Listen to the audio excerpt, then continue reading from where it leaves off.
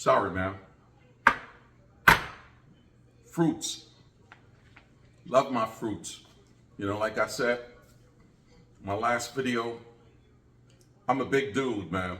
6'2", just a little too heavy for me. I know some guys are gonna say, man, what the hell are you talking about? But listen, man, I feel more comfortable when I'm around 200 and 195 pounds at 6'2". So I gotta start getting back to where I really was, you know, just a few years ago.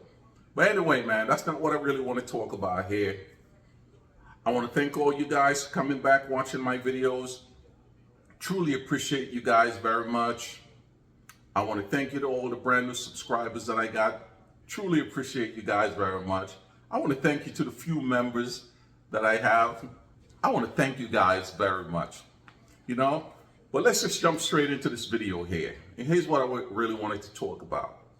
You know, I put out a video last week where I said some men like their ladies a certain way. Dumb, poor, and no goals. We're not going to get back into that again. But funny how sometimes when you put things out there and you say certain things, you know, you never really know how other people are going to receive that information that you put out there. And you know, I have a very small community, truly small community here on my YouTube channel.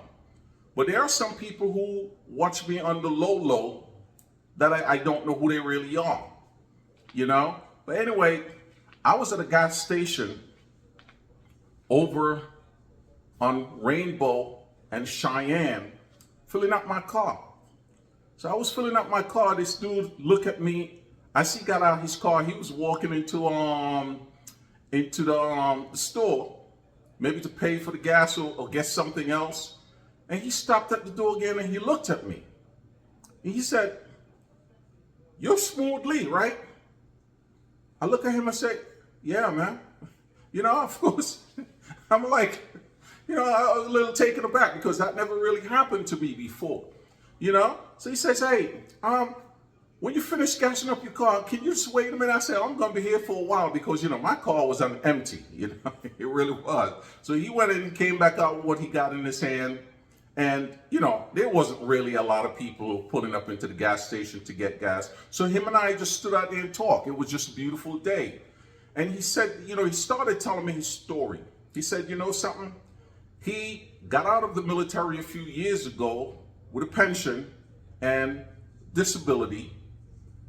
And he decided that he didn't want to be here in America. So he, you know, started looking online, looking to find him a lady. Because, you know, here, you know, he's going through some issues. You know, there's a lot of people out here that we look at them, we thinking everything is great with them. But, you know, there are some disabilities that people are really dealing with mentally, you know. And, you know, he told me his story. But then he said he found a few girls who seems to be very interested to him. And he decided to pack up and he went on over to the Philippines, you know, no hesitation. He didn't got together with one girl. He went over there, lived, got an apartment, and was just doing what he does. You know, he's a man, so he's gonna do what he needs to do. But anyway, he says eventually, you know, he decided to settle down with one girl. But where he was staying in the city area, and he decided to move to the province with this girl because the girl was so wonderful to him. You know, the girl used to come over, the way she used to treat him.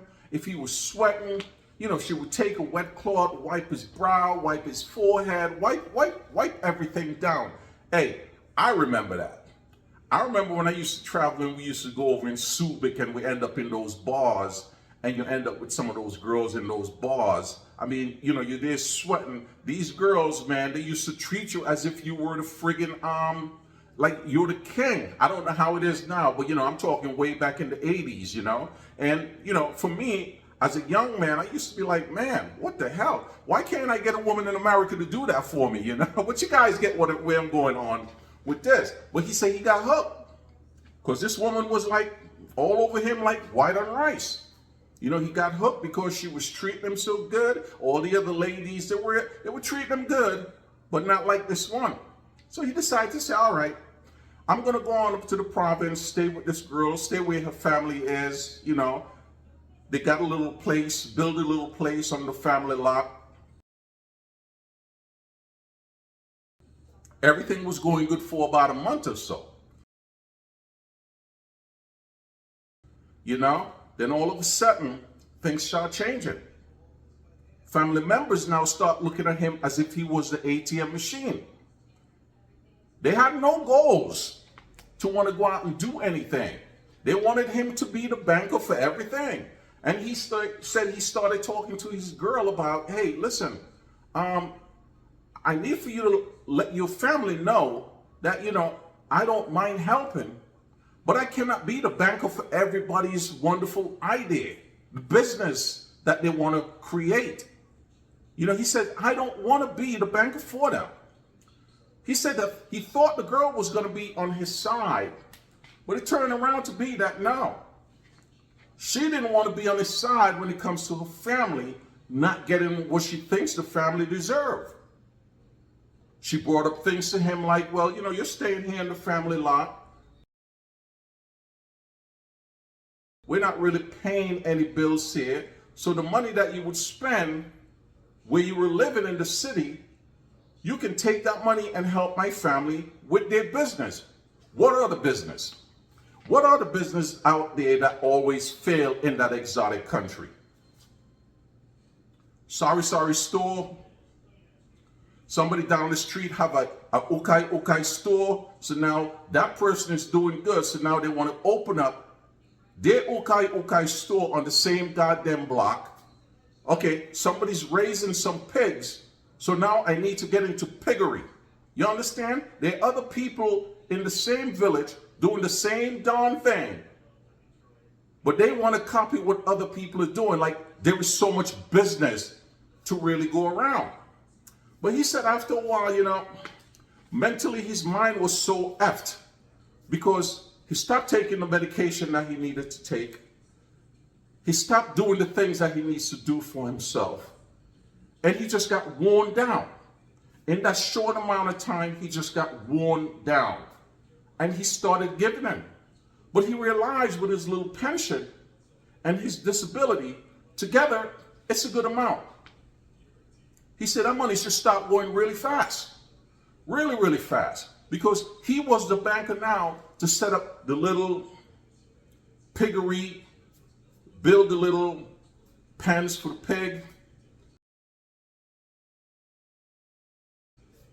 build the little store for the sorry store, build another little shed next to the sorry store for the ukai clothing. But guess who was the individual who was putting out the money to order those used clothes that the lady family member wanted to sell? He was. So he said, start realizing that, wait a minute. You know, my monthly budget is this, but then when he keeps putting out all these things for the short few months that he was doing what he was doing, he was almost down to nothing. So I said to him, I said, well, how the hell did you get away from that situation? He said it was by God's grace. We don't want that to really happen to us if we're traveling somewhere overseas or living in an exotic country. His brother ended up having a heart failure here in the United States and didn't make it. So this was his way to escape. So, you know, he's telling me this story and I'm very curious. I want to know, well, you know, what happened to all your stuff there? So he said to me, he really didn't give a damn about the things that he got there. He said this was just his way out. As long as he had his passport and all his paperwork and everything that he needed to have to leave that exotic country, never to return again to that damn woman, that's all he really cared about. So, you know, when I made that video, I just wasn't making that video just to make fun of people. I was just really telling the truth that, you know, some guys that tend to go after women who really have no goals. The only goal that they have in their life is you. because you're the one with the funds. And you're the one who's going to be taking care of everything that they need to be taken care of. So they don't have to worry about trying to do anything for themselves. So that's why I made that video. And it's so funny how when this brother here watched this video and he said, man, I understand what you're saying, because he ended up with the wrong woman. He ended up with the wrong woman who didn't have any goals. The only goals that she had along with her family was to build everything away from him. So, I thought I'd share that story there with you guys and let you all know. Like I say, hey man, I ain't no drama YouTube channel here. I'm away from all that stuff. I like to have fun, but when I tell these stories, I tell these stories because it has a lot of meaning to me, and it has a lot of meaning to a lot of other people out there, because I talk to a lot of people who go through the things that this brother here went through. And I just feel like sharing it, talking about it, because I know a lot of you guys who been through these situations can understand.